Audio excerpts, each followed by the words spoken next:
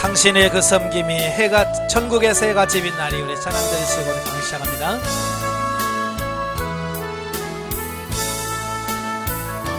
당신의 그 섬김이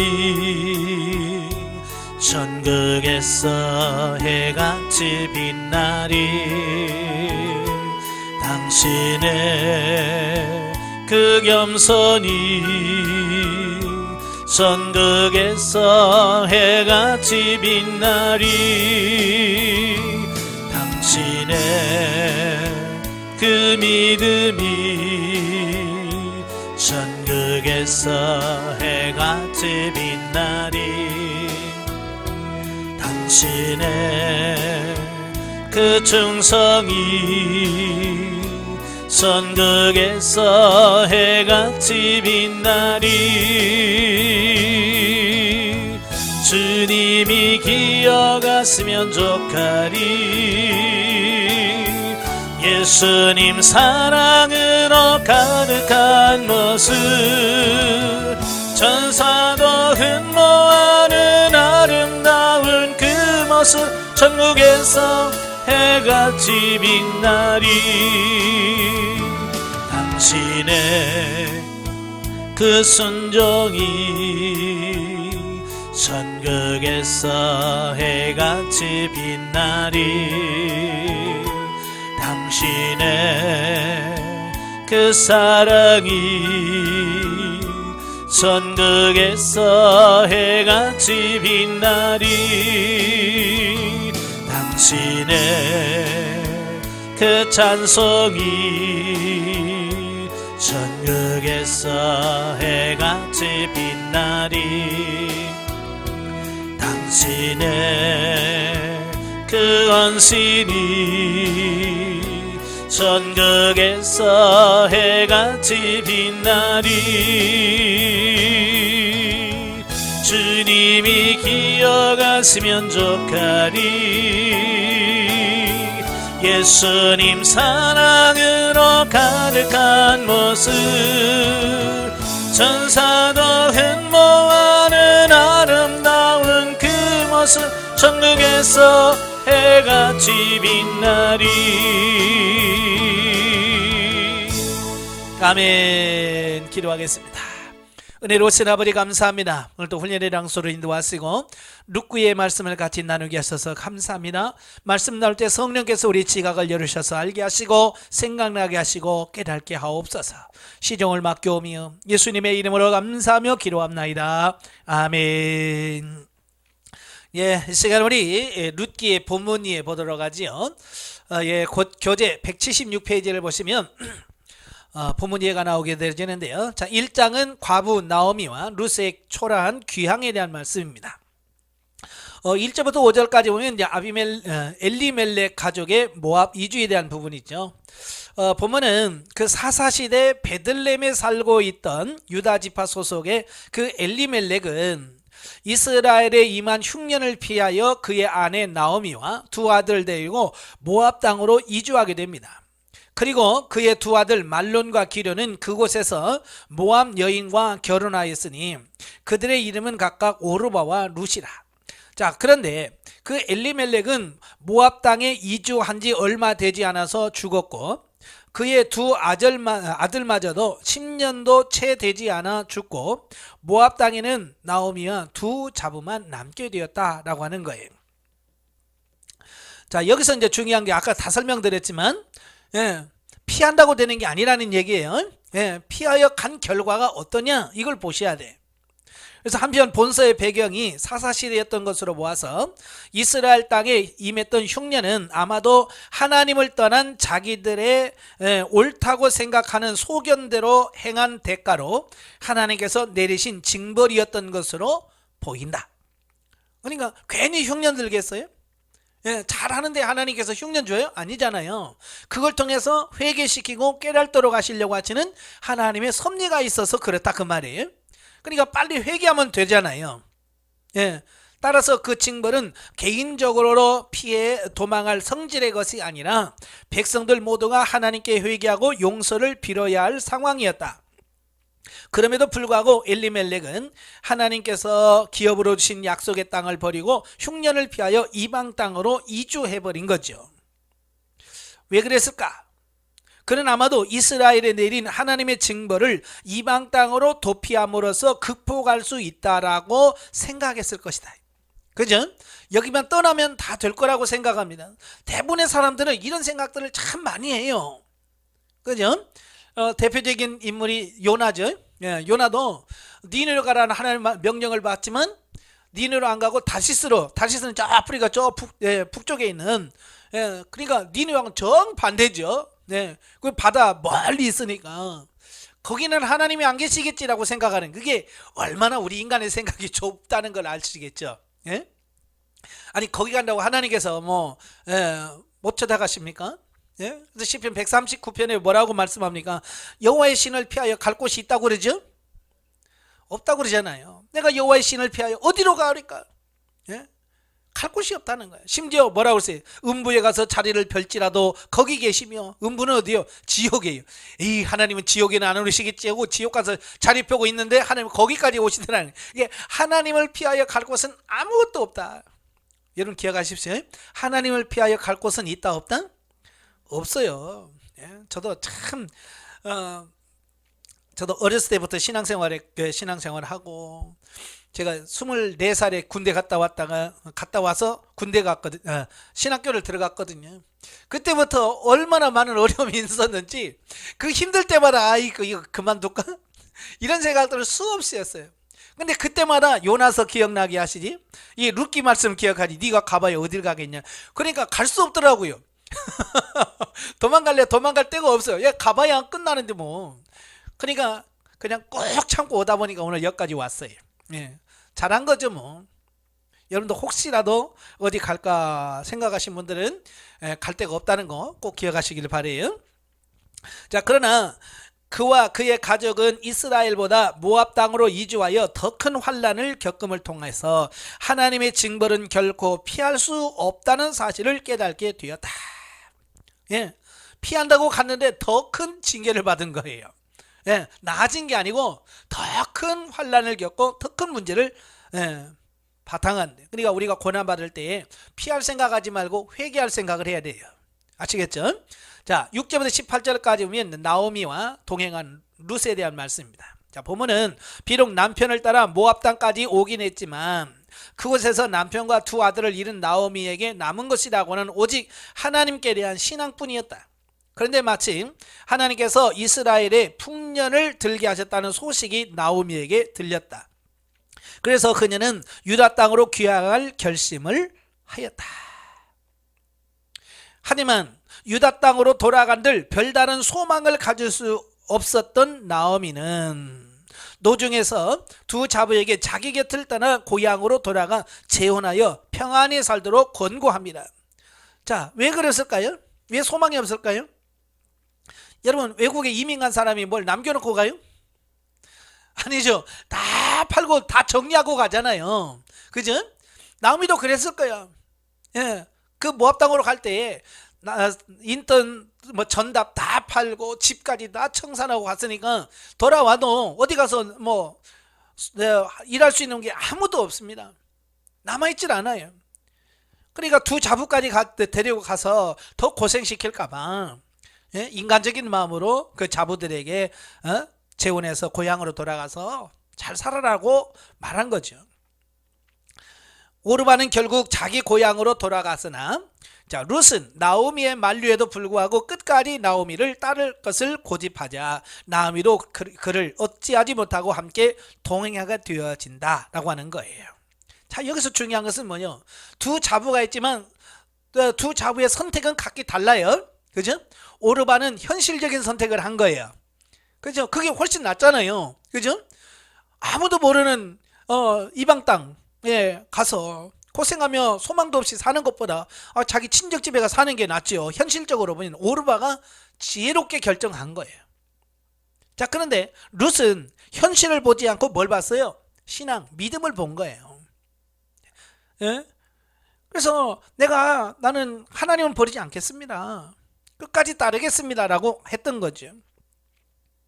자, 사실 룻이 그 시어머니를 끝까지 따르고자 결심한 데는 무엇보다도 나오미에 대한 인간적인 책임감이나 정이 크게 작용한 것은 사실이나, 예. 그러니까 어찌 보면 이 시모를 이렇게 따를 수 있다라고 하는 것은 그 시어머니에 대한 평소에 같은, 나오미가 가지고 있는 그 마음이 좋았다는 것을 볼 수 있겠죠. 그냥 평소에 나오미가 잘해줬겠죠. 그러죠? 잘 해주니까 며느리가 따르겠다고 그러지, 못했는데 따른다고 하겠어요? 그죠? 그러니까 평소에 나오미는 모범적인 시어머니로서의 어떤 일을 잘했다라고 하는 어떤 그런 부분도 많이 작용했을 것이다, 그 말이에요. 그러나 하지만 룻의 결심에는 하나님에 대한 신앙이 또한 주요한 요인으로 작용했음을 간과할 수가 없다. 예, 시어머니도 좋지만 어찌 보면 더 좋은 것은 뭐예요? 하나님. 예, 하나님을 만났다라고 하는 거예요. 즉 룻은 하나님을 공경했던 나오미의 깊은 영향을 받아서 하나님을 공경했을 뿐만 아니라 그녀 역시 시모처럼 하나님의 언약 백성이 되기를 갈망했던 것이다. 이것은 시어머니가 비록 고향을 떠나서 모압 땅으로 갔지만 모압 땅에서마저도 뭐예요? 하나님을 믿는 신앙의 본을 보여줬다는 걸 말해요. 그죠? 신앙의 본을 보여주니까, 예, 원래 룻은 그들의 신 그모스를 섬기는 사람이잖아요. 그죠? 그런데 나오미를 만나서 하나님을 만났고 그 하나님이 어떤 분이라는 걸 나오미를 통해서 배웠잖아요. 그러니까 나오미가 얼마나 잘 가르쳐줬는지 아시겠죠? 얼마나 본을 보여줬는지 아시겠죠? 그러니까 이 교육이라고 하는 것은 단순히 이런 강의나 이런 걸 통해서 되는 게 아니에요. 그의 삶을 통해서 보여주는 것만큼 가장 확실한 교육은 없습니다. 제가 설교할 때도 그래요. 설교는 말이 아니다. 많은 사람들이 나 말을 못해요. 아니 말은, 예, 말 잘하는 것은 그냥 말뿐이에요. 뭐가 설교냐? 삶이 설교예요. 삶을 통해서 성도들에게 보여줬을 때 비록 목회자가 설교를 죽을 써도 삶을 보고 그분은 따릅니다. 예, 왜? 삶이 되니까. 근데 삶이 안 되면 그 말은 듣다가 시험 들어요. 예, 그래서 여러분도 마찬가지예요. 뭐 설교도 잘하고 삶도 살면 얼마나 좋겠어요. 그죠? 이 두 가지를 잘하면 얼마나 좋겠어요. 그런데 그게 쉽지 않단 말이에요. 그래서 우리는 설교 준비한다고 그냥 그 사무실에 앉아가지고 그냥 이걸 준비하고 요것에는 신경을 많이 써요. 그런데 정작 내 삶 속에서 그 말씀으로 안 살아. 그러니까 성도들은 그 설교를 들으면서 뭘 떠오르냐면 평소에 목사님의 삶을 보는 거예요. 그죠? 그래서 그 설교의 내용과 목사님의 삶이 맞나? 이걸 보는 거예요. 그래서 맞으면 아멘 그러고 안 맞으면 고개를 살살살살 줘요. 왜? 아니다 이건 내가 내 듣는 거하고 삶이 아니다 이게 이런 거거든요. 그래서 저는 그래요. 가장 훌륭한 설교는 삶이다. 삶으로 보여주는 것만큼 중요한 게 없다. 그러니까 나오미가 얼마나 잘 보여줬으면 그 룻이 그 삶을 보고 완전히 하나님을 만나게 되고 변화됐을 거예요. 이런 룻의 신앙은 마치 하나님의 명령에 순종하여 자기 고향과 아비집을 떠났던 아브라함의 믿음을 보는 듯하다. 결국 룻의 이러한 신앙은 이방 여인임에도 불구하고 다윗과 그리스도의 족보에 오르는 영광을 얻게 했다. 예, 바로 그런 자기를 희생하고 자기 부모, 친척, 고향 다 떠나잖아요. 그죠? 다 떠나서 내려놓고 오니까 이런 놀라운 영적인 복을 받게 되어지는 거예요. 오늘도 마찬가지예요. 많은 분들이 주일 한다고 하면서 자기 희생이 없어요. 예, 자기 내려놓음이 없어요. 그러니까 자기 희생이 없고 내려놓음이 없으니까 우리가 깊어지지 못하고 영적인 것도 안 되고 육적인 것도 잘 안 되는 어떤 이런 모습들을 보게 되어집니다. 그래서 여러분도 그 이용규 선교사님이 쓴 내려놓음이라는 책 꼭 읽어보세요. 내려놓음이라는 책 한번 읽어보시고 또 더 내려놓음이라는 책을 읽어보시면서 그 내려놓음이라는 게 과연 뭘까? 보통 내려놓음이라는 것은 내가 하던 일을 그냥 안 해. 이걸 내려놓는다고 자꾸 생각하는데 그건 아니에요. 그건 포기하는 거죠. 내려놓는 거라는 것은 뭐예요? 영적인 것을 위하여 육적인 것을 포기하는 걸 말해요.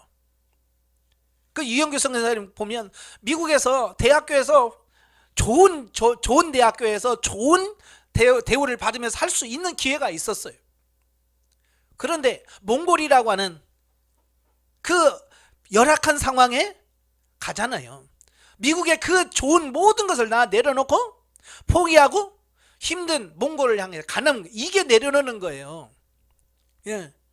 근데 우리는 뭐요? 내가 하는 거 그냥 하기 싫어요, 안 해요, 이걸 내려놓는다고 자꾸 말하는데요, 그건 포기하는 거예요. 내려놓는 것에 대한 정확한 의미를 우리가 이해를 하셔야 돼요.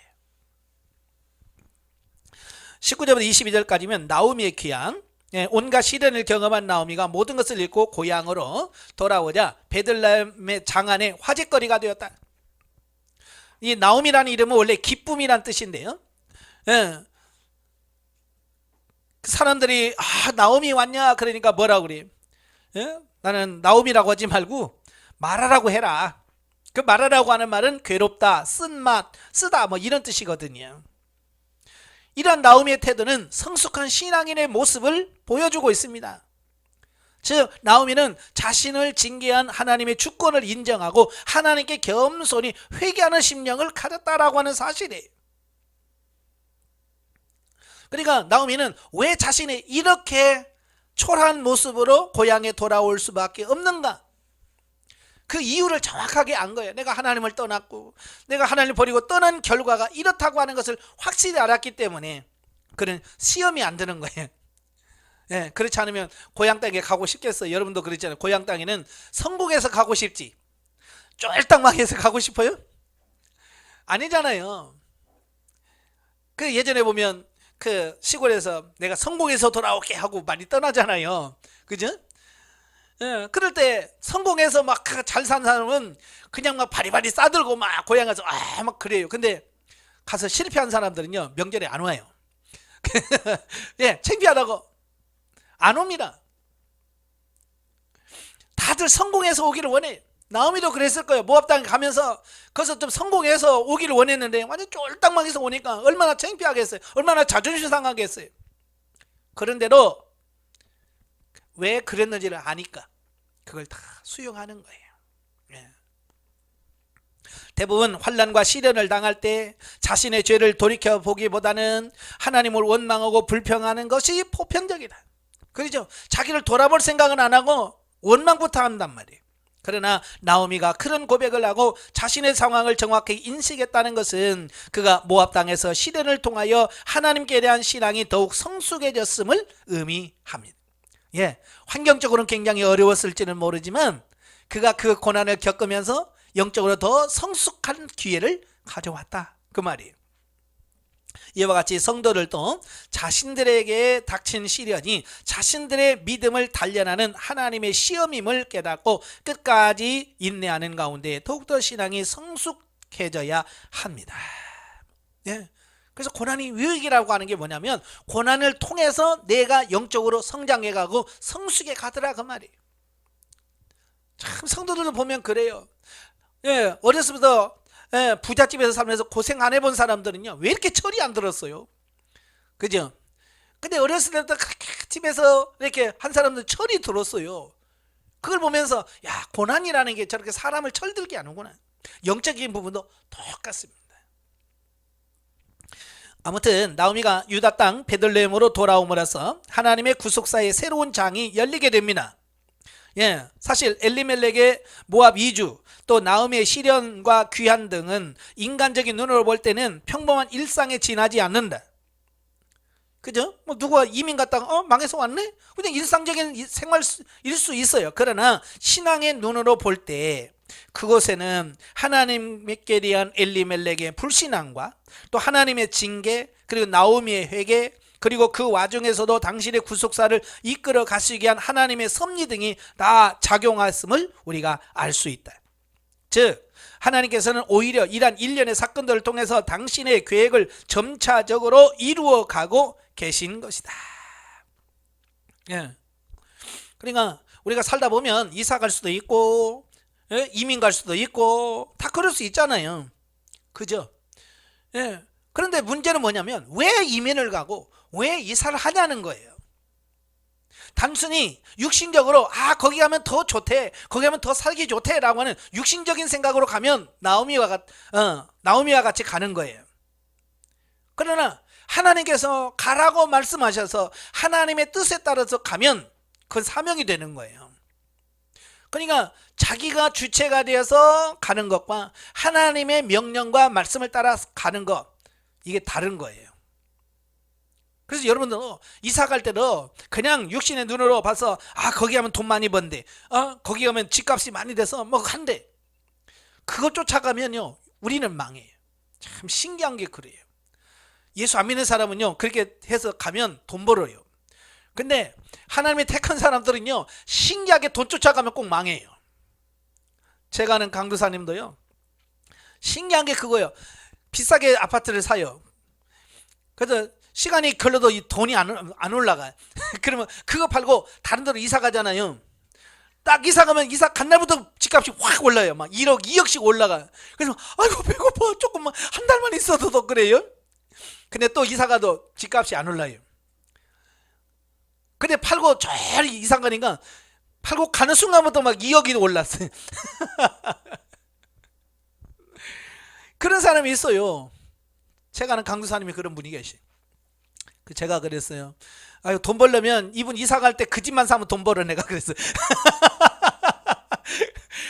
예, 참 희한하더라고요. 그게 안 믿는 사람하고요 믿는 사람은 그게 방향의 삶이 달라요. 그러니까 예수 믿는 사람이 안 믿는 사람 따라가면 안 됩니다. 예, 근데 뭐 아파트 사서 돈 벌었다 나도 해야지. 누구는 뭐예요? 예, 그 다단계 해서 돈 벌었다네 나도 해야지. 그 사람은 돈 벌어도 여름 망합니다. 참 신기한 게 그거예요.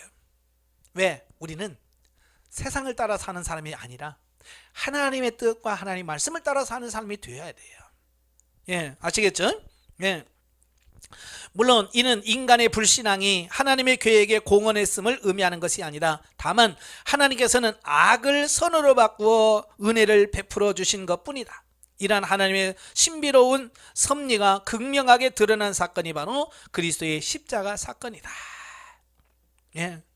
어찌 보면 육신으로 보면 예수님 망했잖아요. 그죠? 저주받은 거야. 근데 영적으로 보면 예수 그리스도의 십자가의 사건은 전 인류를 구원하는 놀라운 구속사가 돼. 그러니까 사람의 생각과 하나님의 생각이 이렇게 다르다는 걸 우리가 아셔야 돼요. 자, 영적이에 보죠. 자, 본문에는 엘리멜렉의 가족이 유대 땅의 흉년으로 인하여 이방 땅 모압으로 이주하게 되는데 거기서 나오미는 남편과 자식을 잃고 절망 가운데 있었다. 자신의 방법으로 고난을 극복하려 했으나 오히려 더 큰 고난에 빠져 가장 귀한 남편과 자녀를 잃게 되었던 나오미는 하나님의 구원 소식을 듣고 고향인 베들레헴으로 가게 되었다. 예. 본문을 통해서 하나님의 은혜를 입은 자들은 어떠한 고난에 처하더라도 인간적인 방법으로 해결하려는 것은 바람직하지 못함을 발견할 수 있다. 그러니까 어떤 문제들이 자꾸 인간적인 방법으로 해결하려고 하지 말라는 거예요. 길하면서 하나님 어떻게 하면 좋겠습니까? 어떻게 하기를 원하십니까? 라고 하나님께 묻고 주님께서 하나님의 말씀을 따라 사는 삶이 되어야 된다 그 말이에요. 때때로 하나님은 당신을 온전히 의지하도록 하기 위해서 나오미와 같이 더 큰 고난을 만나게도 하신다. 1절부터 5절의 내용은 이러한 영적 의미를 함축하고 있다라는 겁니다. 하나님의 자녀가 고난을 통하여 돌아올 것은 하나님의 나라이다. 연약한 우리는 불순종하여도 다시 돌이켜서 하나님 앞에 복종할 때 우리를 도우시고 자비를 베푸시는 하나님의 구원을 경험하게 될 것이다. 그러므로 우리는 인생의 난제에 직면할 때 하나님의 의도를 바르게 깨닫고 순종하여 하나님의 마음을 감동케 하여 진정으로 우리에게 주시기 원하시는 하나님의 축복을 누리는 지혜로운 자가 되어야 될 거다.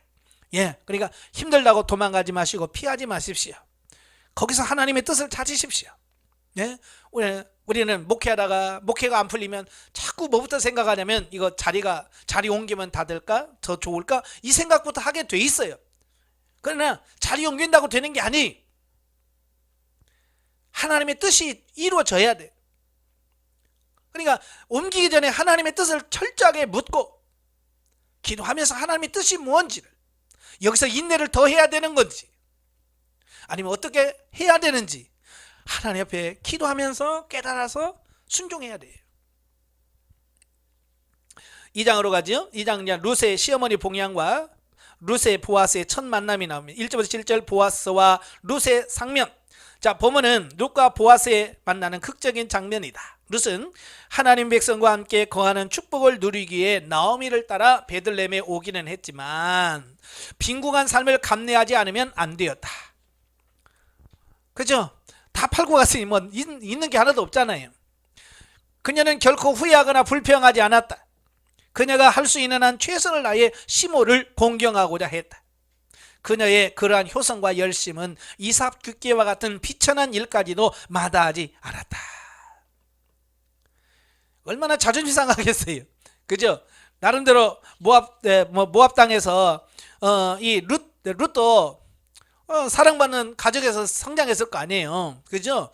근데 자기 모압 백성이라고는 이런 자존심도 있단 말이에요. 근데 아무것도 모르는 타지에 와가지고 이삭이나 주어야 되는 자기 신세가 됐다고 생각해 보세요. 얼마나 처량하겠어요. 그런데 어때요? 자존심 내세우지 않아요. 예. 자존심 내세우지 않고 어떻게 나도 시어머니도 살 수 있는 방법이 없을까? 그래서 이삭 죽게 하는 거예요. 그리하여 이삭 죽게 나선 룻은 하나님의 인도와 섭리하심 속에서 엘리멜렉의 친족인 보아스의 밭에 이르렀고 때마침 밭을 둘러보러 온 보아스와 상면하게 되는 것이다. 참 이거 보면 하나님의 기막힌 섭리, 역사를 이끄시는 그게 나와요.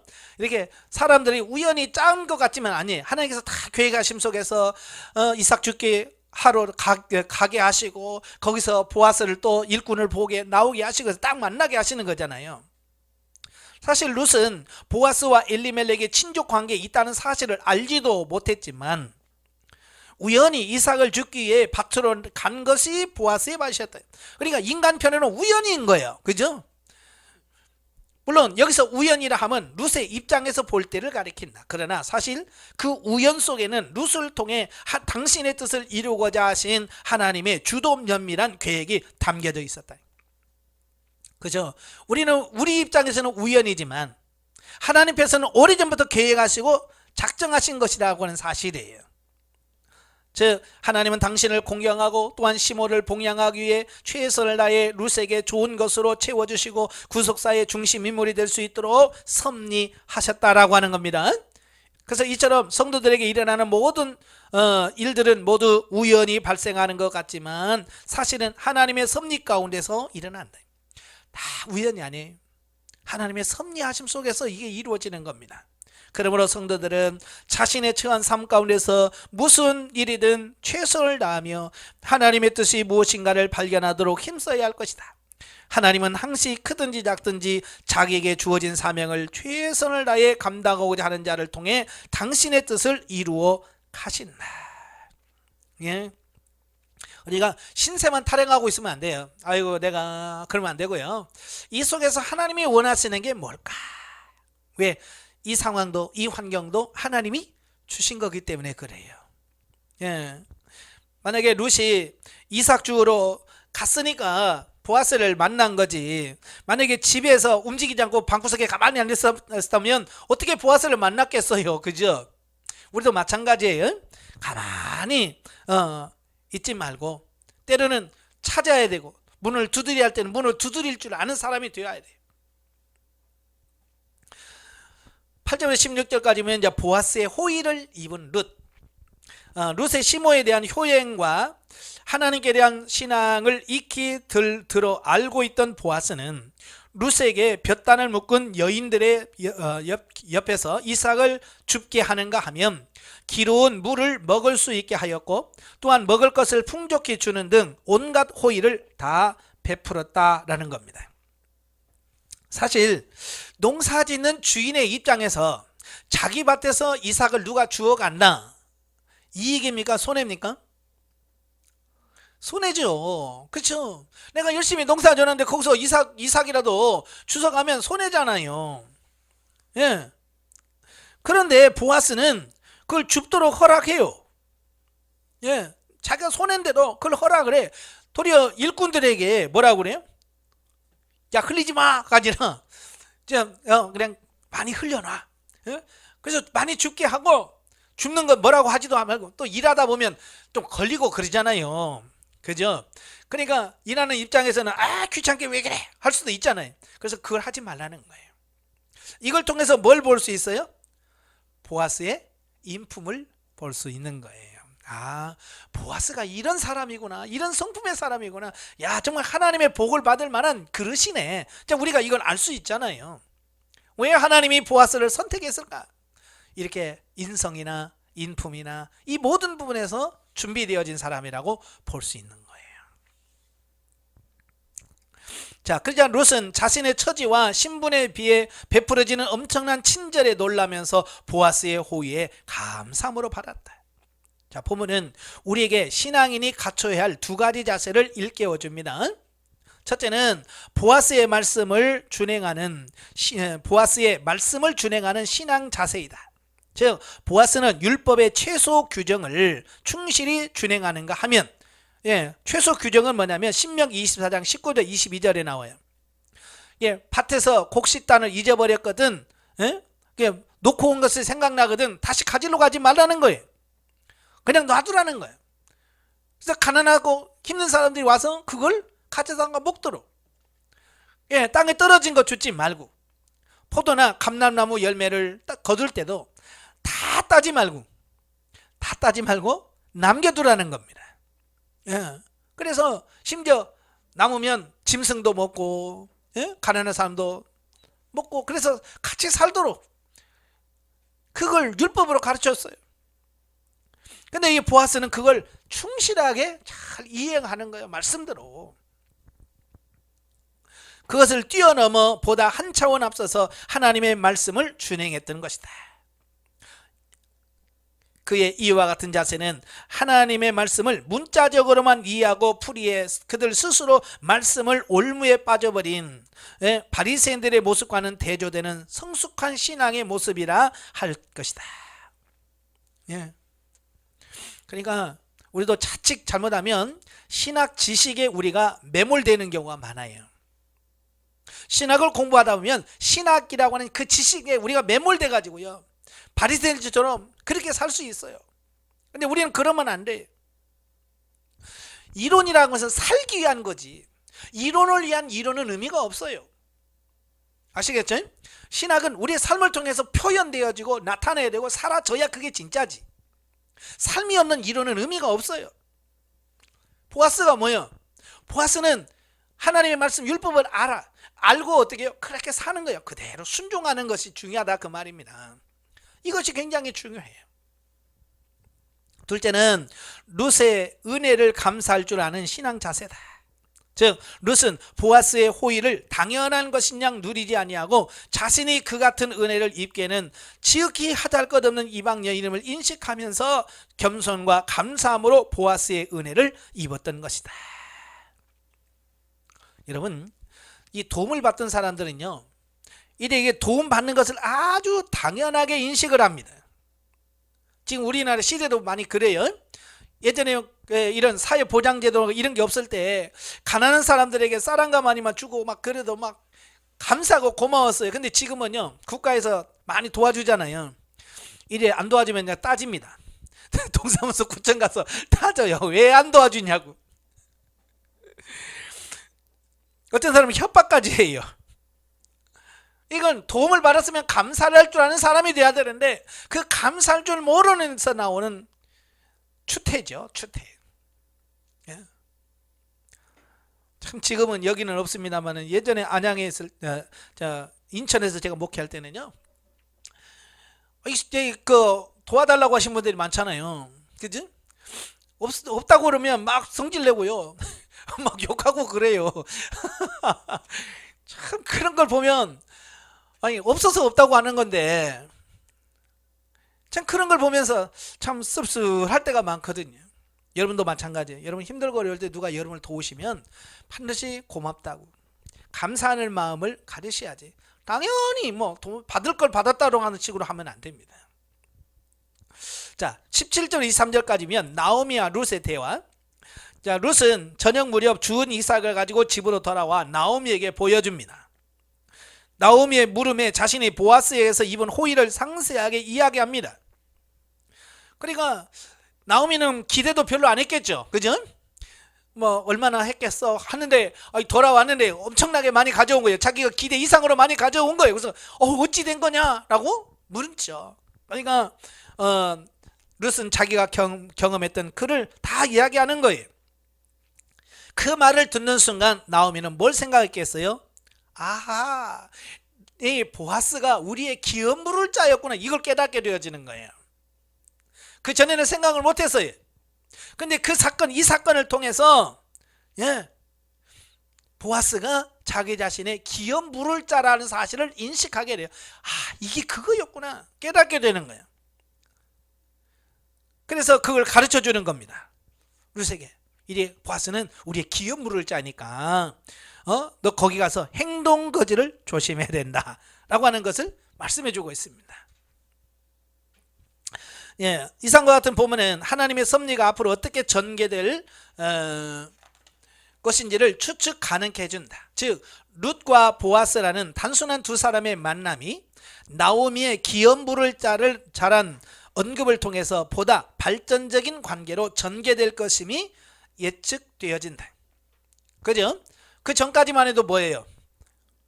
그냥 많은 농사를 짓는 부자 보아스와 모압에서 온 그 과부 그 룻, 이런 두 사람의 이야기였지만 이 만남을 통해서 이제 그보다도 더 진전되어진 발전되어진 관계가 되어질 거라고 하는 것을 우리가 예측할 수 있는 거죠. 사실 기업 물을 자는 자식을 남기지 못하고 죽은 미망인을 아내로 삼아서 자식을 낳아 죽은 친족의 대를 잇게 해줄 의무가 있는 자였습니다. 따라서 나오미가 룻의 기업 물을 자로 보아스를 거론했다고 하는 것은 의미심장한 일이 아닐 수 없다. 왜냐하면 인간적인 측면에서 보자면 이방 여인인 룻을 권념할 자가 아무도 없으리라고 여기고 있던 그때 하나님께서는 룻과 보아스를 상면케 하시고 궁극적으로 두 사람을 부부로 두어서 맺어 주시려고 역사하고 계시다는 사실이다. 그러니까 나오미도 왜 기업 물을 자를 생각 안 했을까요? 왜 생각을 안 했을까요? 며느리가 이방인이잖아요. 이방 여인이잖아요. 지금 유대인이라면 좀 가능성이 있지만 이방 여인인데 누가 그걸 데려가려고 하겠어, 이제 이런 거죠. 육신의 생각, 인간적인 생각에 포기했던 거예요. 근데 보아스를 만났다고 하는 것을 아는 순간 하나님께서 어떻게 하시나 그걸 보게 된 거예요.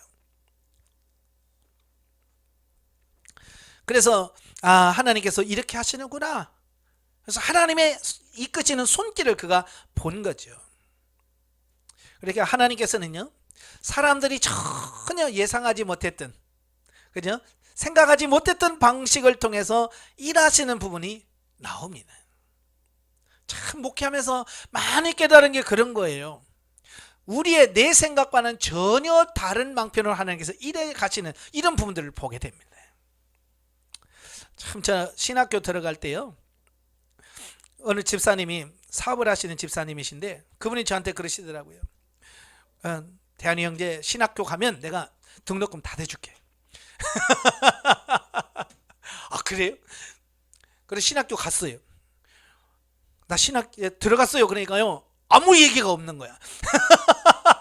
아니 등록금 책임져 준다고 할 때는 언제고 막상 신학교 들어가서 이렇게 입학했어요 그러면 뭐라도 책값이라도 뭐 줘야 될 거 아니에요. 아니 이야기를 한 번도 안 한 것처럼 그냥 쌩 까는 거예요. 그 처음에는 이거 뭐야? 이거 뭐지? 라는 생각을 하게 돼. 자, 그래서 처음에는 이 사람 미운 생각이 들었는데 그게 아니더라고요. 하나님이, 제가 하도 신학교를 안 가니까 하나님께서 그분의 입술을 통해서 말만 해준 거예요. 나는 그거 말만 믿고 간 거죠. 근데 사실 그분은 줄 마음도 없었고요. 나를 가도록 만드는 어떤 미끼 역할을 그분이 한 것뿐이거든요. 그래서 처음에는 미워했는데 나중에는 하나님이 하셨다고 하는 걸 딱 아니까 그 사람이 미워지지가 않더라고요. 근데 이제 하나님께서 전혀 생각하지 않았던 사람들을 통해서 역사해 가시는 것을 보게 돼요. 예, 교회에서도 그래요. 참 어려울 때 보면 누가 도와주냐면요, 전혀 생각지 않았던 분들을 통해서 꼭 역사를 하셔요. 돈 있고요. 저 사람이 좀 한번 힘쓰면 좋건데 죽어도 힘 안 씁니다. 내가 이렇게 믿고 좀 이렇게 한 사람들은 안 움직여요. 근데 정말 자기도 먹고 살기 힘든 사람들, 그분들이 하는 거예요. 그래서 처음에는 제가 하나님, 지금 내가 도와줘야 되는데 또 도와줄 사람들에게 도움을 받으니까 이건 너무 어려워요. 그런데 나중에 보니까 영적인 그 물질 관계를 보니까 생각이 되는 거예요. 이해가 되는 거예요. 이분들을 하나님께 복 주시려고, 그분들에게 심어야 하나님께서 거두게 하신다는 그 법을 가르쳐 주기 위해서 그렇게 하시는 거예요. 그래서 그 다음부터는요, 가난한 사람들에게 감사합니다고 받아요. 왜? 심어야 되니까. 그분들은 심어야 거둘 수 있는, 그러니까 나한테 작은 걸 심으면 하나님께서 그들에게 100배를 채워주실 것을 믿으니까. 예전에는 저도 자존심 상해가지고 안 받으려고 그렇게 많이 했어요. 누가 좀 됐어요 나 안 받아요. 어디 가서 집회하고 뭐 사립이 좀 안 받습니다. 안 받아. 그래서 막 목사님 줬다 뺏었다 요거 사립 봉투 주면 막 이거 많이 했어요. 네? 심지어 뭐 밖에다 던지고 오고 막 이러면서까지 했는데 그게 의더라고. 내 의, 자기 의예요. 그 다음부터는 절대 아닙니다. 그냥 많든지 적든지 사례비를 주면 감사함을 받아요. 받고 나서 하나님 어떻게 할까요? 왜? 그분은 심어야 되니까. 심죠. 그러면 나는 그거 가지고 어떻게 심을 거냐? 나도 또 하면 되는 거지. 꼭 안 받아와야만 의다, 아니에요. 그래서 여러분도 그런 부분들을 잘 하셔야 돼요. 영적에 보도록 하죠. 자, 룻기는 죄악으로 멸망받을 우리를 구원하시고 하나님과의 단절된 관계를 회복시켜 주시는 화해자로서 예수 그리스도께서 오실 것을 영적 의미로 말씀하고 있다.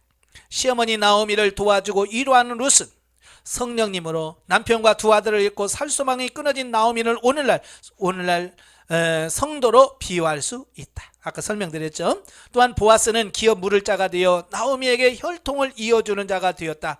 영적인 차원에서 기업 물을 자는 오직 하나님뿐이므로 보아스를 하나님으로 비유하도록 한다.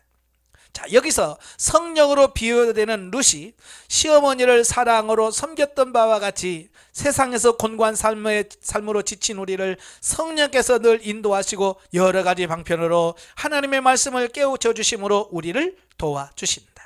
그래서 하나님의 기업을 이룰 자로서 부족함이 없는 하늘 시민권자로 세워 가신다. 오늘도 성령께서 이런 역사를 하십니다. 자, 3장으로 가지요. 3장은 나오미의 지시에 따른 룻의 청혼, 1절부터 5절 룻을 위한 나오미의 지시가 나옵니다. 자, 룻에게 큰 친절을 베푼 보아스가 자기 가문의 기업 물을 자라고 하는 사실을 깨달은 나오미가 룻을 보아스와 재혼시키기 위한 계획을 세웁니다.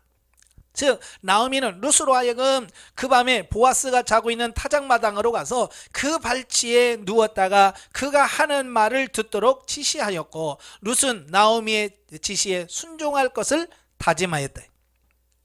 자, 이걸 육신적으로 보면 안 됩니다. 육신적으로 보면 이상하잖아요. 그죠?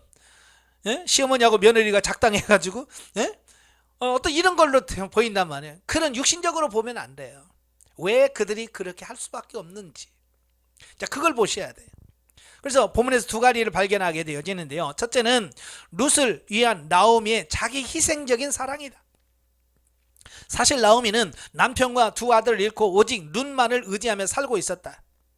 따라서 나오미에게 있어서 룻이 없는 삶이란 생각할 수도 없을 만큼 괴롭고 비참한 것일 수밖에 없었다.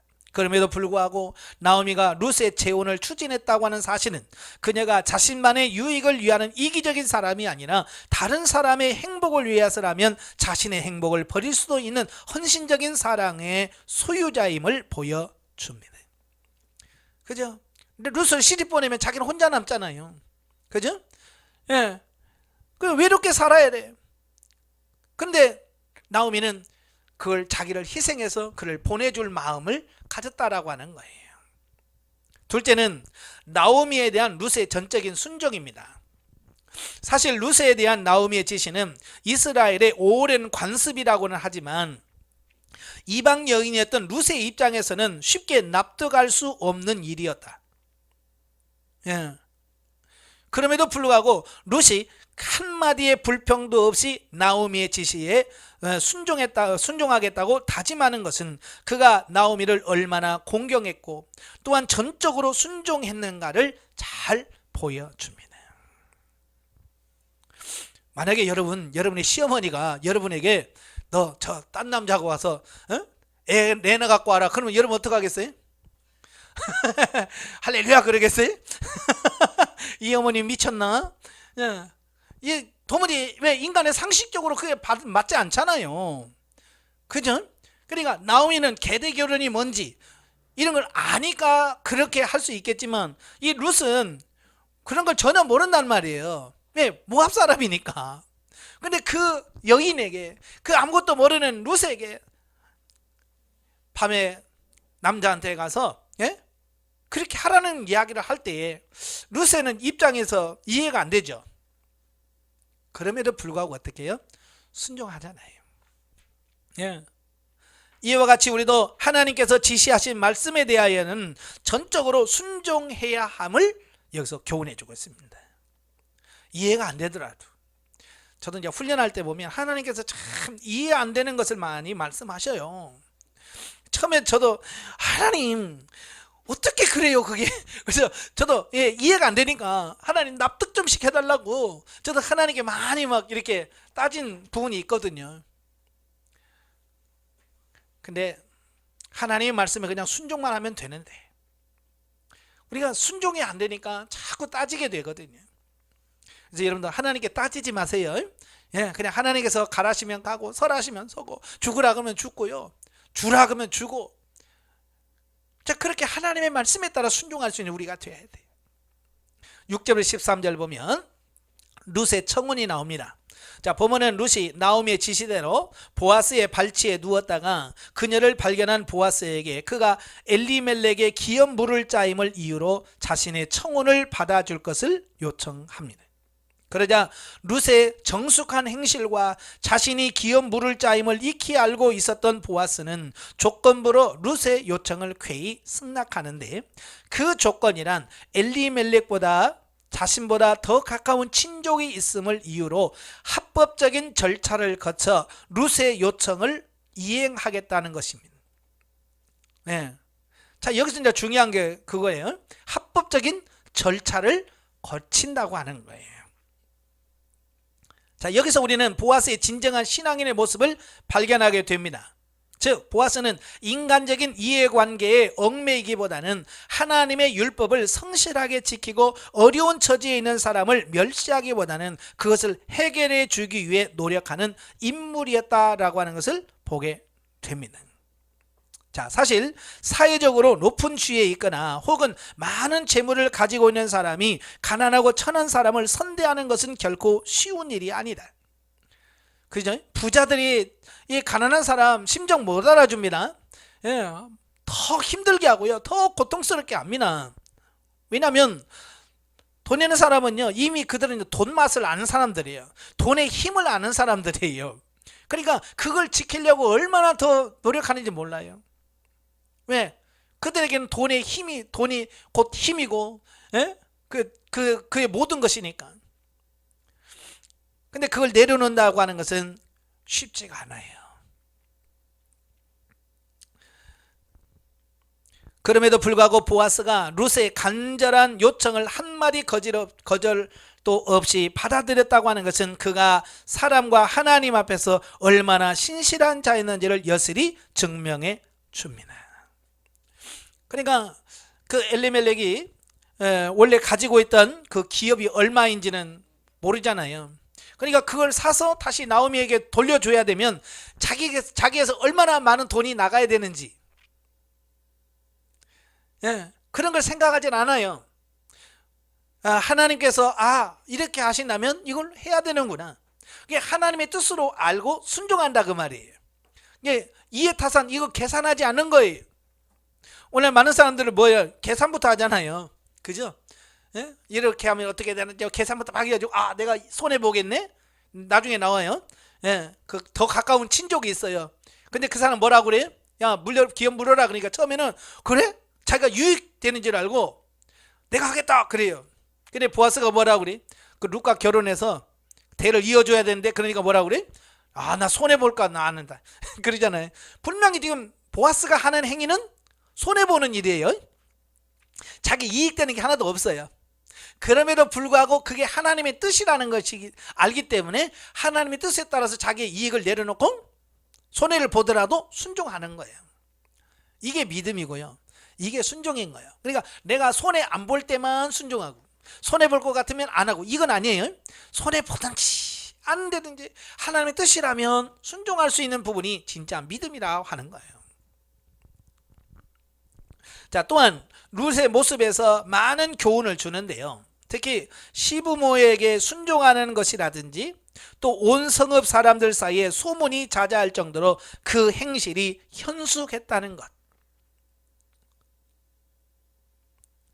또 그리고 룻은 자신의 소욕을 따라 젊은 남자에게 시집 가고자 하기보다는 하나님의 율법에 순종하여 나이 많은 보아스와 결혼함으로써 죽은 남편의 대를 이으려고 했던 것이다. 만약에 여러분 그럴 일이 없겠지만 혹시 여러분 재혼한다고 했을 때 어떤 사람하고 재혼하고 싶어요? 나이 많은 사람하고 하고 싶어요? 젊은 사람하고 하고 싶어요? 당연히 젊고 젊은 사람하고 하고 싶겠죠. 그죠?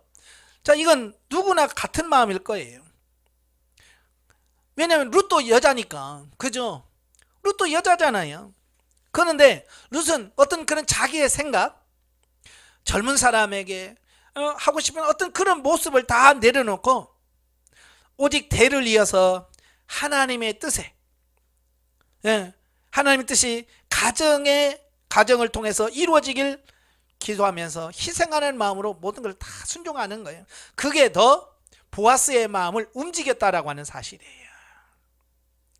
그러니까 보아스가 그 룻이 와서 재산이 얼마 있어요? 그리고 이런 거 재산이나 이렇게 하려고 했다고 한다면 보아스가 했겠어요? 아니죠. 요즘 젊은 사람들이 나이 많은 할아버지라고 재혼한다고 그러잖아요. 왜요? 돈 많은 할아버지. 왜? 죽으면 그 다 자기 거 될 거 자기 거 만들려고 하잖아요. 그렇게 육신의 욕망으로 하는 사람들이 있어요. 만약에 룻에게 그런 모습이 보였다면 보아스가 했겠어요? 안 했겠죠. 이 룻의 모습 속에서 정말 순수하게 정말 하나님의 뜻을 성취하려고 하는 그 순수한 마음으로 와서 하는 그런 모습을 보면서 감동한 거예요. 야, 이 여자는 정말 현숙한 여인이구나. 정말 사람이 됐구나. 자, 이걸 깨닫는 그게 감동한 거예요. 그래서 그의 청에 내가 하겠다고 약속을 하고 승낙을 한 거거든요. 그러니까 결국은 삶이 중요해요. 삶이. 여러분도 그러죠? 삶에서 평소에 삶 속에서 신뢰가 갈 만한 삶을 살면 뭘 해도 어때요? 믿어주잖아요. 왜? 평소에 삶이 그러니까. 근데 평소에 그런 삶이 아닌 사람들은 아무리 약속을 해도 못 믿잖아요. 그러니까 평소 삶이 좋아야 돼요. 자, 세 번째 14절부터 18절까지 보면 간밤의 일을 고하는 룻. 자신의 청원에 긍정적인 답변과 보리 6개를 받은 룻은 새벽 일찍이 집에 돌아와 시모에게 간밤의 일을 소상하게 고한다. 그러자 나오미는 룻으로 하여금 모든 일이 이루어질 때까지 자중하도록 당부하고 있습니다. 자, 본문에서 나오미가 룻에게 뭐라고 그래요? 가만히 앉아 있으라 라고 말한 것은 하나님께서 자신들을 위해 하시는 일을 가만히 바라보자는 신앙적 의미가 담겨져 있다라고 하는 거예요. 다시 말하면 야, 이제는 하나님이 하실 거야. 이제 하나님이 하실 거니까 너는 가만히 기다려. 하나님 어떻게 하시는 것만 봐. 자, 이건 뭐예요? 믿음에서 나온 부분이에요.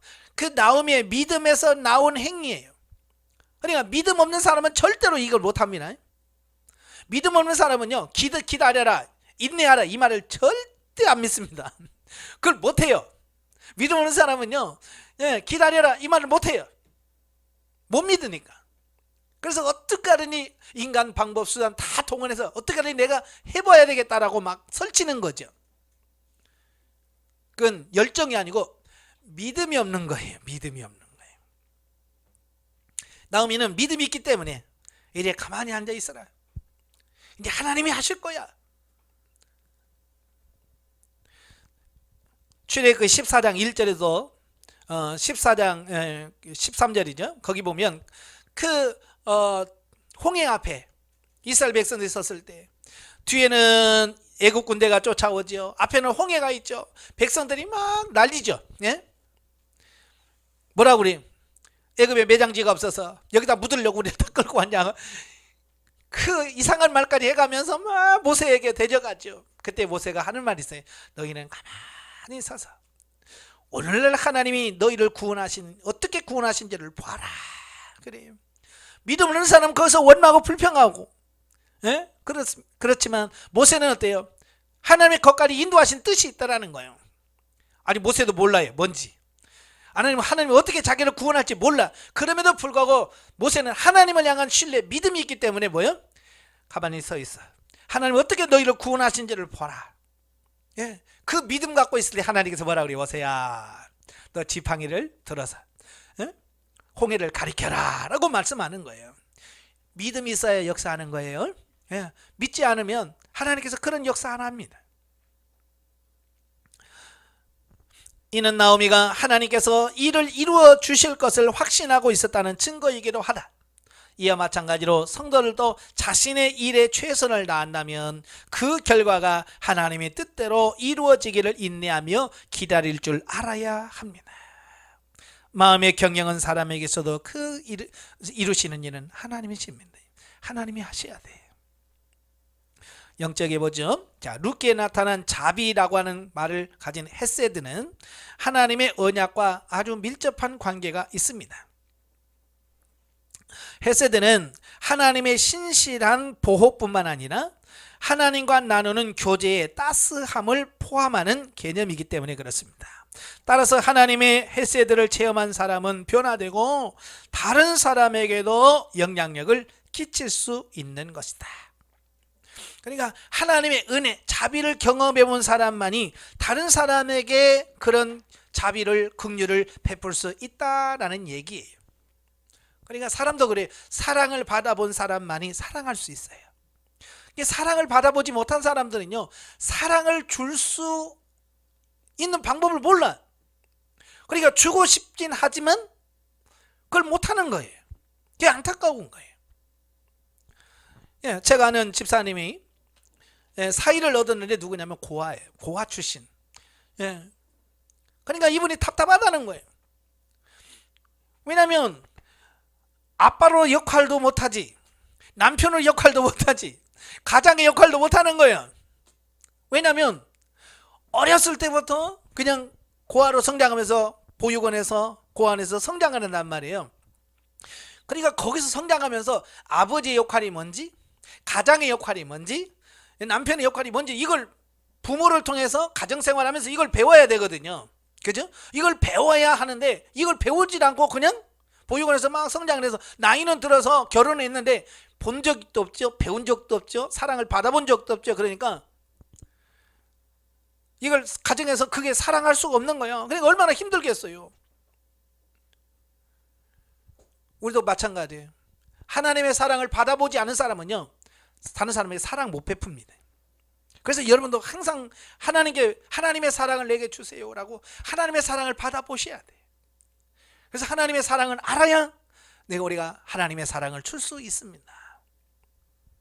보아스는 시어머니의 명령에 따라 헌신적인 사랑과 충성, 도덕적인 순결함을 발견하고 룻에게 헤세드를 베풀었다. 룻 역시 나오미에게 헤세드를 베푸는 순간 하나님을 영접하게 되었고 그 결과 예수님이 조상이 되는 영광을 얻게 되었다. 본문의 내용은 보아스와 룻의 행위를 통하여 오늘날 우리의 인간관계에서도 헤세드의 신앙이 나타나는 그곳에 하나님의 역사가 하실 것을 가르쳐주고 있습니다. 예. 그러니까 일방적으로 한쪽이 희생하는 것이 아니라 서로, 예? 서로 상호 보완적으로 서로 사랑하고 희생하고 그래야 돼요. 그러니까 이 나오미와 룻 둘 다 서로 양보하고 희생하잖아요. 그죠? 나오미는 며느리 없으면 어떻게 살아? 그러니까 나오미 행복을 위해서 보내주고, 예. 룻은 나오미가 또 나오미의 행복을 위해서 그가 시키는 대로 다 순종하고 자기를 희생하고 나이 많은 사람 선택해서 가고, 이런 모습, 이런 서로가 상호 희생하다 보니까 어때요? 둘 다 되는 이런 모습을 보게 되잖아요. 그래서 우리도 서로 사랑하고 인내할 수 있기를 바랍니다. 예. 마지막 4장으로 가지요. 4장은 룻과 보아스의 결혼 및 다윗의 가계 소개가 나옵니다. 1절부터 11절, 가계에 물을 자가 된 보아스. 룻의 자기 희생적인 삶과 사랑은 마침내 하나님의 보상을 받게 됩니다. 본문은 적합한 절차를 거쳐 보아스가 엘리멜렉의 기업 물을 자로 선정되는 장면이다. 즉 보아스는 성문에 올라가 성읍 장로 10명을 초청한 가운데 엘리멜렉의 친족 가운데 가장 가까운 자를 만나 기업 부르는 일을 의논하게 됩니다. 자, 여기서 적합한 절차라고 그랬죠. 정말 중요한 거예요. 그러니까 아무리 중요한 일이라 할지라도 적합한 법과 절차를 지키지 않으면 그게 문제가 될 수 있습니다. 그죠? 그래서 여러분도 마찬가지예요. 아무리 급해도 편법을 쓰면 안 돼요. 항상 법을 준수하고 지킬 수 있어야 돼요.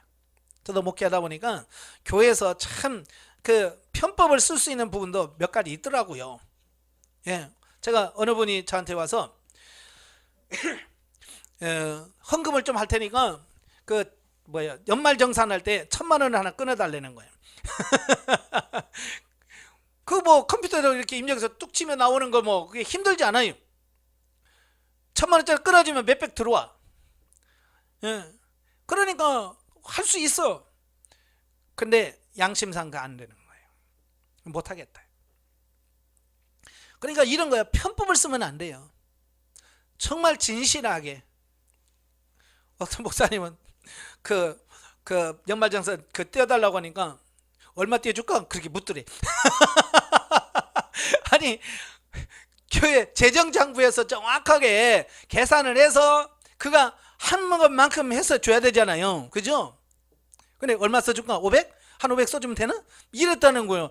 그러니까 그게 뭐예요? 나한테 질문하더라고. 그래서 제가 뭐라고 그래요? 그분 잘못한 거다. 사실 이렇게 해야 되는데 그걸 못한 그분이, 예? 참 다른 사람까지 곤란하게 만드는 거예요, 그거. 예. 그래서 이런 부분에서 우리가 편법 쓰지 마십시오.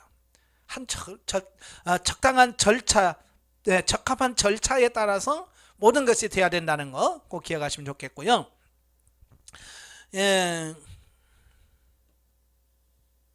자, 그런 가운데 그 친족이 자신의 권리를 포기함으로써 보아스는 기업 부를 자의 권리를 취하고 룻과의 결혼을 정식으로 선포하게 되어집니다. 예. 그래서 기업 부를 자라고 아무나 되는 거 아니고요. 다 순번이 있습니다. 그러니까 제일 가까운 친족에게 우선권이 주어집니다. 그러니까 가장 가까운 형제지간이죠. 형제지간이 제일 먼저 우선권이 있고, 그 형제지간이 없으면 사촌, 예? 그 다음에 팔촌, 이렇게 그 순서에 따라서 계속 이렇게 멀어지거든요. 그래서 보아스는 두 번째인 것 같아요. 예, 두 번째 차례고 그보다도 먼저 있는 사람이 있습니다.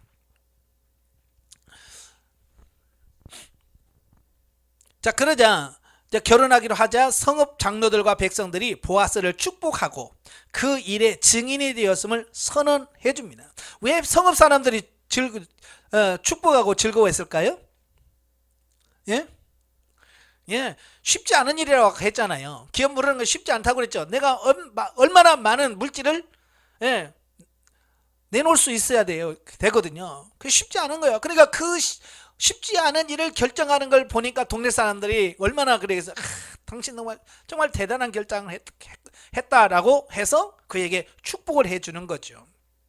한편 기업 물을 짜는 형제나 친족이 어려움을 처했을 때 그것을 해결해 주어야 하는 구속자이다. 따라서 친족이 팔려고 내놓은 땅을 1차적으로 살 수 있는 권리가 있는 등 이익을 보는 경우도 있지만, 이익을 보는 경우도 있습니다. 자, 그러나 대개는 손실을 보는 것이 일반적인 거예요. 특별히 본문에서와 같이 계대 결혼의 의무까지 수행해야 하는 입장일 때는 더욱 그렇다.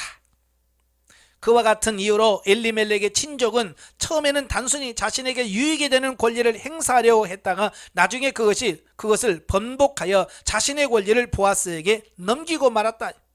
그죠? 처음엔 땅 사라고 하니까 어우 좋다 그러고 살려고 했다가 기업 물어야 된다 그러니까 나 손해볼 것 같으니까 난 포기했다. 네가 해라 라고 양보해버리잖아요. 만약에 그 사람이 손해보더라도 했더라고 한다면 보아스의 이름보다 그 사람의 이름이 나왔겠죠. 그죠? 근데 그 사람은 당장 눈앞에 있는 물질 이것만 쳐다보다가 이 구속사의 이 놀라운 이걸 놓쳐버리는 이런 경우를 볼 수 있죠. 자, 반면 보아스는 자신에게 큰 손실이 미칠 것이 뻔했음에도 불구하고 자신에게 돌아온 의무를 마다하지 아니하고 성실하게 수행할 것을 선언합니다. 그러한 의미에서 보아스는 자신의 생명까지도 아끼지 않고 죄인을 구속하기 위해 내어주신 그리스도를 예표한다라고 할 수 있는 거예요. 아무튼 보아스의 희생정신은 그로 하여금 장차 이스라엘의 가장 위대한 왕 다윗의 조상이 되게 하였다. 이는 룻과 더불어 보아스가 받은 하나님의 엄청난 보상이 아닐 수 없다. 그러니까 룻도 대단한 믿음의 소유자죠. 또 보아스도 대단한 믿음의 소유자예요. 그러니까 믿음 좋은 사람끼리 만나서 결혼해서 자식을 낳았으니 얼마나 믿음이 좋을까요? 그러니까 거기서 다윗과 같은 사람이 나오는 거예요. 아무나 나오는 게 아니라니까. 자, 여기서 우리가 기억해야 할 것은 또 한 가지. 그것은 바로 자신에게 미칠 눈에 보이는 손해를 이유로 자신에게 부여된 권리를 포기함으로써 자신에게 돌아갈 수도 있었던 하나님의 축복을 놓치고만 친족이다. 조금 전에 설명드렸죠. 성경에서 이처럼 하나님이 자신에게 부여한 권리를 가볍게 여김으로써 하나님의 축복을 상실하는 예가 종종 나온다. 그죠? 하나님의 복을 받을 수 있는 기회가 있지만 자기가 손해보기 싫어서 아니면 자기 육신의 생각 때문에 그걸 제대로 받지 못하는 이런 경우들을 종종 본다 그 말이. 창세기 25장 20절 34절에 보면 누가 나와요? 에서가 나옵니다. 에서가 나와. 에서는 배고프기 때문에 야 너 그 붉은 것 좀 달라 그러니까 장자권 팔라. 그러니까 뭐라고 그래? 지금 굶어 죽겠는데 이 장자권이 무슨 소용이 있어? 자 팔어. 그리고 그 장자권을 소중한 걸 모르고 팔아버리잖아요. 그 경홀히 여겼어요. 장자권이 얼마나 중요한지 몰랐어요. 나중에 울면서 회개했지만 받지 못했다고 히브리서 11장에 말씀하고 있잖아요. 그 다음에 사사기 16장 15절 31절에 보면 누가 나오냐? 삼손이 나옵니다. 삼손 참 대단한 힘과 능력을 가진 사람이잖아요. 그런데 어때요? 그 힘을 쓸데없는 데다 쓰잖아요. 더 이스라엘을 위해서 훌륭한 일을 더 많이 할 수 있었음에도 불구하고 육신의 정욕 때문에 나중에 두 눈이 뽑히고 그래서 비참하게 최후를 맞이하는 이런 모습을 보면서 또 사무엘상 15장에 보면 사울왕이 나옵니다. 사울왕 이스라엘 초대 왕으로서 얼마나 좋은 자리예요. 그걸 잘 지켰더라면 성경 역사가 어떻게 바뀔지 몰라요. 근데 그 좋은 자리를 그 욕심 때문에 지키지 못하고 그걸 다윗에게 물려줘야 되고 길보아사는 전투에서 비참하게 죽어가는 그들의 모습을 보면서 이게 지키는 거 하나님께 주신 그 권리를 잘 지키는 것도 중요하다. 이걸 우리가 깨달으셔야 돼요.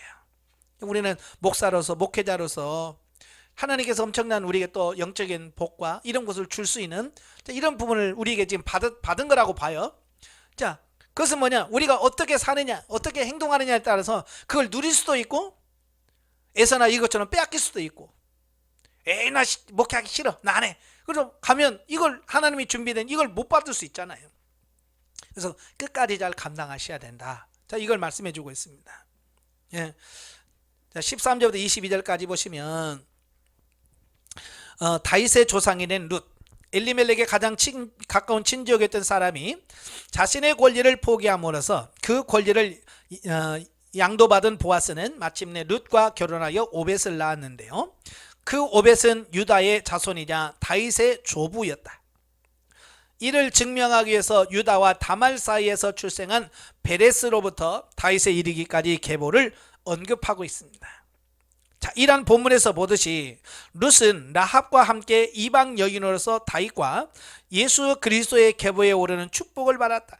그런데 인간적인 측면에서만 본다면 룻은 결코 그리스도의 계보에 오를 수 없었다. 그죠? 인간적으로는 도움이 올 수가 없어요. 왜냐하면 룻이 속해 있던 모압 족속은요, 본래 근친상간으로 생겨난 부족이었을 뿐만 아니라, 이 모압은 창세기 19장에 보면 그 소돔과 고모라 사건 때 하나님의 은혜로 구원받은 롯 있잖아요. 롯이 그 딸과 두 딸과의 관계에서 태어난 후손들이 모압과 암몬 족속들이거든요. 또 여러 가지 면에서 하나님께 범죄하여 하나님의 회중에 영원히 참여할 수 없는 저주받은 민족입니다. 그래서 신명기 23장에 보면 영원히 여호와의 총에 들어올 수 없는 사람들이 누구냐?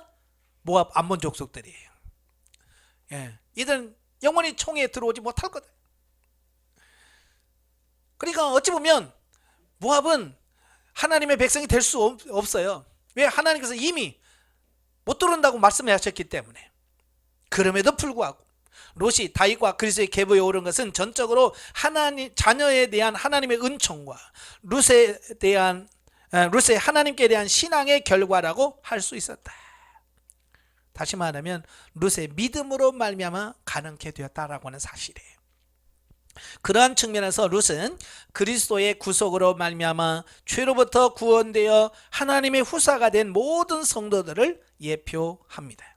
즉 성도들은 마땅히 저주받아 죽을 수밖에 없는 존재였지만 인간을 향하신 하나님의 사랑의 결과로 그리스도 안에서 하나님의 기업을 상속받는 후사가 된다.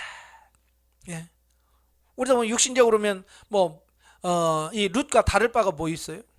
똑같죠 뭐. 우리는 다 혈통적으로 이방인이고 하나님의 기업에 참여할 수 없는 그런 사람들이에요.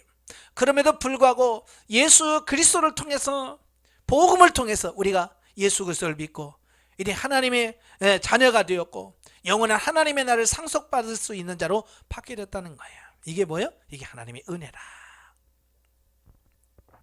한편 이스라엘 역사상 가장 위대한 인물로 칭송된 다윗 가문과 예수 그리스도의 계보가 천한 이방 여인에 의하여 이어지고 형성되었다는 사실은 하나님께서 이루실 구속사의 놀라운 섭리를 예시해 준다.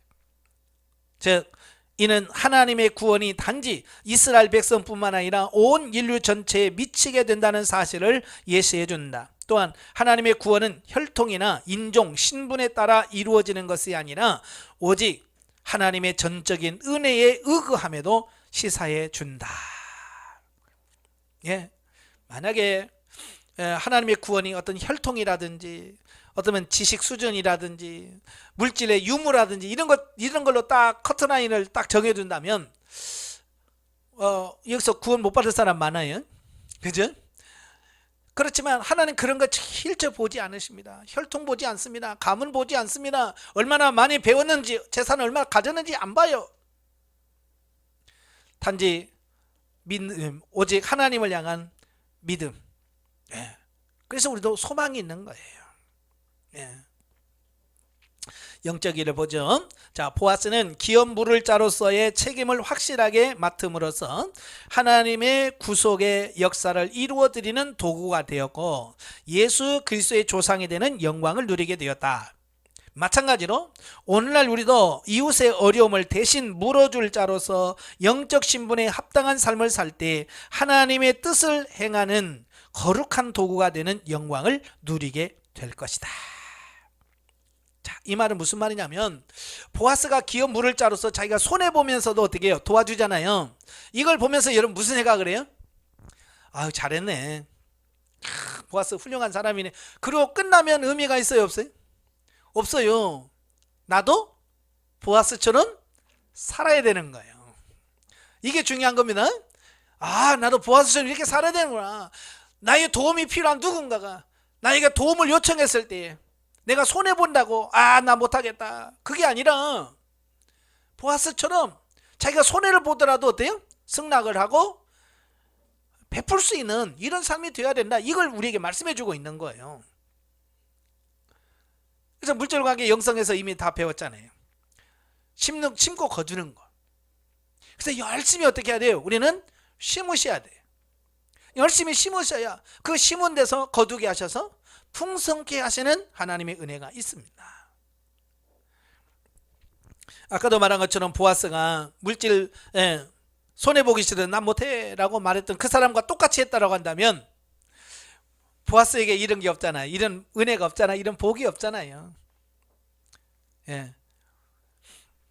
잘 깨달으시길 바라요. 자, 우리는 개인적인 문제와 실리에 연연하여 이웃의 고통을 방관하는 이기적이고 편협된 자기중심적인 신앙을 버려야 할 것이다. 고난 가운데 있는 자의 마음이 되어서 하나님 앞에 그들의 죄와 고통의 짐을 지고 기도하고 하나님의 뜻 가운데서 도울 때 보아스와 같은 영광이 우리에게 임할 것이다. 그래서 하나님께서 여러분 주변에 힘들고 어려운 사람을 붙여주시고 옆에 붙여주신 이유가 뭐겠어요? 도우라는 얘기예요. 그건 너의 밭이다.